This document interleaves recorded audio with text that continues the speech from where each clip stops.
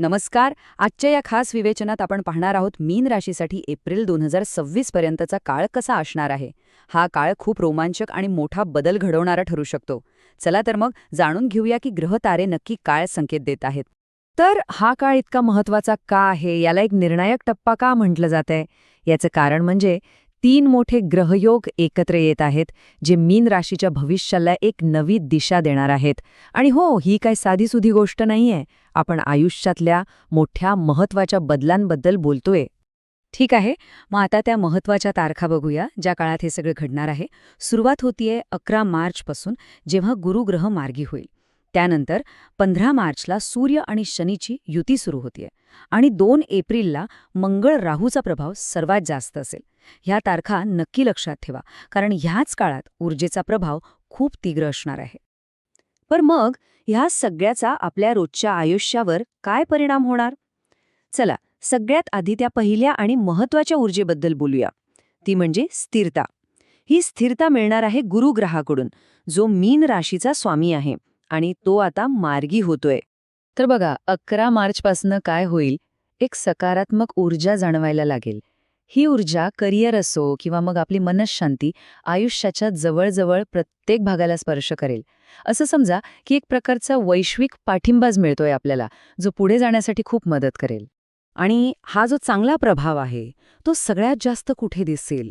तर कौटुंबिक सौहार्दात, प्रॉपर्टी किंवा मालमत्तेच्या बाबतीत काही संधी येऊ शकतात, जुन्या भावनिक जखमा भरून निघायला मदत होईल आणि सगळ्यात महत्त्वाचं म्हणजे आयुष्यात एक प्रकारची स्थिरता येईल.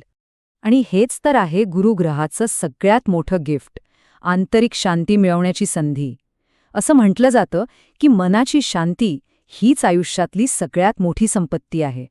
म्हणजे भौतिक गोष्टींपेक्षाही आपलं आंतरिक संतुलन किती महत्त्वाचं आहे, हेच यातून स्पष्ट होतं.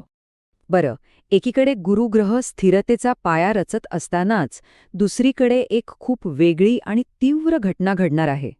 ही एक दुर्मिळ घटना आहे आणि ती म्हणजे मीन राशीमध्ये होणारी सूर्य आणि शनीची युती.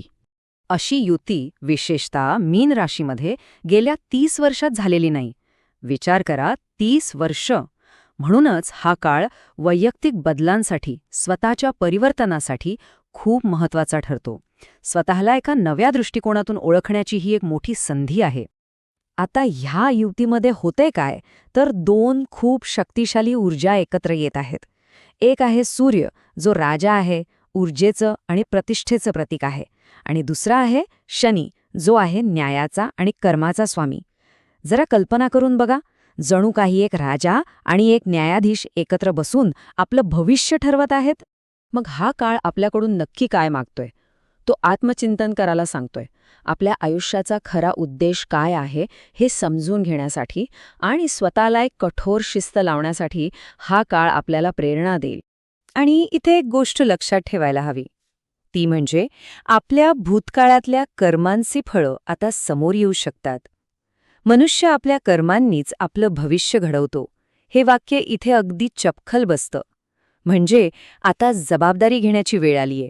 चला, आता तिसऱ्या आणि शेवटच्या वैश्विक शक्तीकडे वळूया. आणि हो, इथे थोडी सावधगिरी बाळगायला हवी, कारण मंगळ आणि राहू यांची जी तीव्र ऊर्जा आहे, ती काही छुपी आव्हानं निर्माण करू शकते. या युतीला ज्योतिषशास्त्रात अंगारक योग असं म्हणतात. याची तुलना कशी केली जाते माहितीये? जणू काही आपण हातात एक जळता निखारा धरला आहे. याचाच अर्थ ह्या ऊर्जेला खूप काळजीपूर्वक हाताळावं लागेल, नाहीतर स्वतःलाच इजा होऊ शकते. याचा परिणाम बहुतेक करून आपल्या आत, आपल्या मनावर होऊ शकतो. म्हणजे मानसिक ताणतणाव, काही छुपे संघर्ष किंवा शत्रू, अचानक होणारा खर्च किंवा झोपेच्या समस्या. जर असं काही जाणवत असेल तर समजून जा की कदाचित हीच ऊर्जा काम करते. पण, आणि ही गोष्ट खूप महत्वाची आहे, ह्याच तीव्र ऊर्जेमध्ये काही संधीसुद्धा दडलेल्या आहेत. हीच ऊर्जा तुम्हाला गहन आध्यात्मिक अनुभव देऊ शकते. तुमची अंतर्ज्ञानाची शक्ती म्हणजे सिक्स्थ सेन्स वाढवू शकते. त्यामुळे लक्षात ठेवा, प्रत्येक आव्हानातच विकासाची संधी लपलेली असते. तर मग आता प्रश्न हा आहे की या 3 वेगवेगळ्या शक्ती एकत्र येऊन मीन राशीचा पुढचा मार्ग कसा घडवणार आहेत आणि या गुंतागुंतीच्या परिस्थितीतून आपण मार्ग कसा काढायचा? हा संपूर्ण काळ म्हणजे खरं तर एक प्रकारची परीक्षा आहे. आपल्या आयुष्यातल्या 3 महत्त्वाच्या क्षेत्रांमध्ये संतुलन साधण्याची परीक्षा. गुरुग्रह स्थैर्याची परीक्षा घेईल, सूर्य शनी परिवर्तनाची आणि मंगळ राहू मानसिक कणखरतेची. या तिन्ही शक्तींमध्ये बॅलन्स साधणं हेच खरं आव्हान आहे. मग या काळात यशस्वी होण्यासाठी काय करायचं? तर सगळ्यात जास्त विश्वास ठेवायचा आहे आपल्या 2 नैसर्गिक शक्तींवर. एक म्हणजे आस्था आणि दुसरी म्हणजे अंतर्ज्ञान.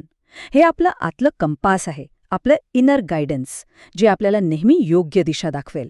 आणि या सगळ्याचा शेवटचा आणि सगळ्यात महत्त्वाचा सार काय, तर तो हा आहे की आयुष्यातली सगळ्यात मोठी लढाई बाहेरची नसते, ती आतली असते. या काळात येणारी आव्हानं आणि मिळणारे विजय हे सगळे बाह्य जगापेक्षा जास्त आपले आतले असतील. हे एक खूप मोठी शिकवण आहे की खरी लढाई ही स्वतःशीच असते. तर स्वतःला सामोरं जाऊन आपलं भविष्य घडवायला तयार आहात?